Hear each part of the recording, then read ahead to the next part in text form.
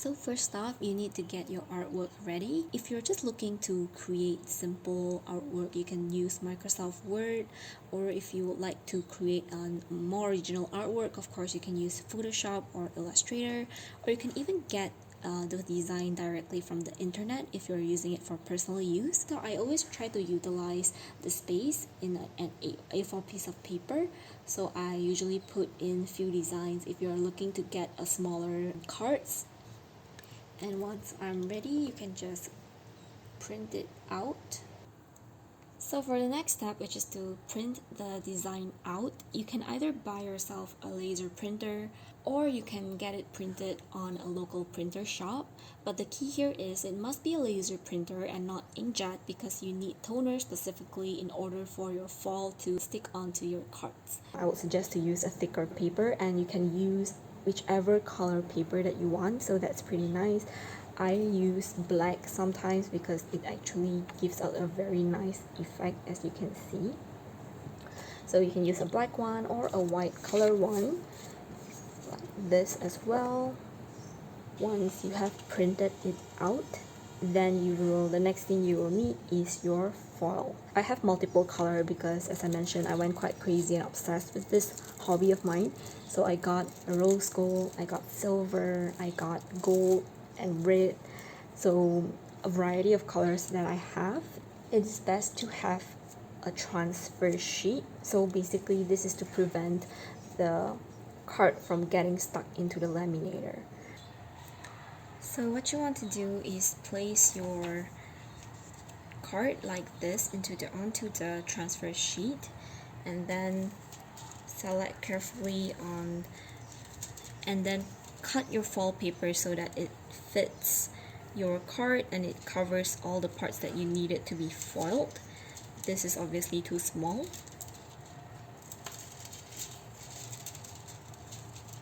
So if it's too big, then just cut it out.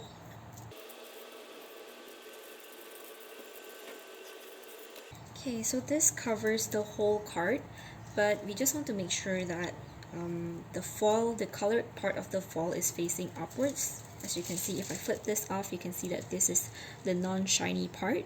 So you want this one, which is on top, like so, like this.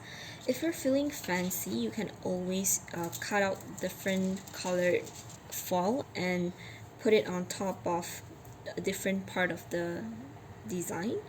For this video, I'll just show you how I did it with one simple color, and then you close it and this is ready to be laminated. So I'm just turning it on.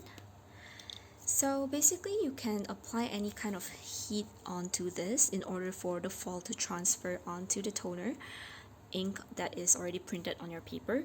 But I found that actually using a proper laminator is the best way, because the heat is evenly distributed towards the whole card, instead of using things like iron or any other heating source.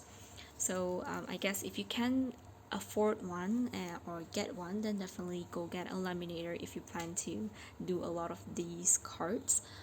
I got this one also quite affordably. I couldn't remember how much I got this, but it's also, I believe, around 50 or less than that.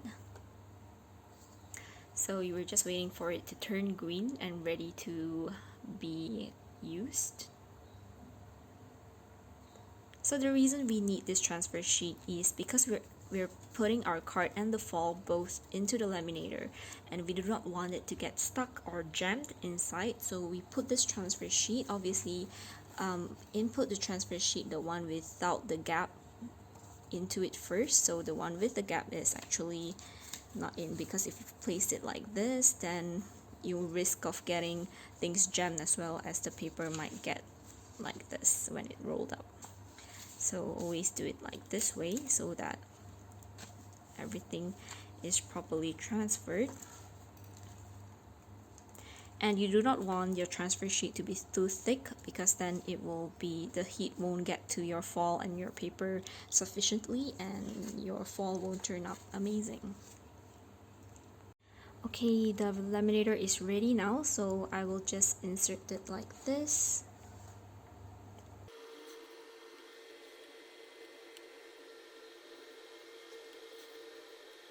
So here comes the best part, which is the most satisfying part ever, which is also why I actually became obsessed with foiling, because I watched videos of them just peeling off the foil.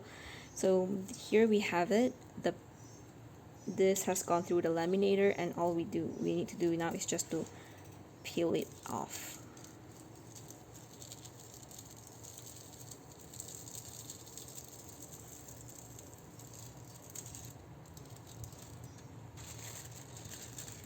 This is the negative of the foil,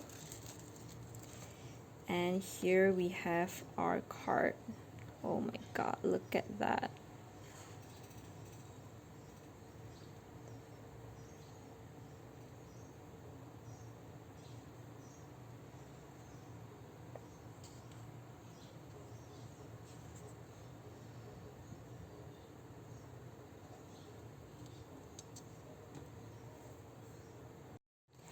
Here are some of the other cards that I have made using black color paper, and it turns out amazing as well. As you can see, this is the one that I created with different colors on each of the letter. This one is rose gold, red, and gold, and this one is silver, so it turned out quite nicely as well. And then these are the cards that I made for Christmas last year, but I didn't get to give out, unfortunately. So here are different colors, and you can see the shine is just so pretty. And this is the same design, but on the black color paper. It still looks so pretty. And we have this one, which is, as you can see, there are different, I'm not sure how well it translates on the camera, but there are different specks of red in the silver, and some gold and rose gold. Is because I used the negatives of the previous cards to create this one, to make that effect. So you can always reuse your negatives to create a different kind of effect. Another one looks like this. If you can see, there are a little bit of silver and gold in between.